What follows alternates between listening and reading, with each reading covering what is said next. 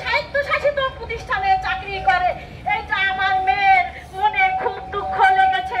এবং আরো বলেছে যে আমার মা সহকারী ক্যাশিয়ার। তোমার মা কি কত বছর সহকারী ক্যাশিয়ার?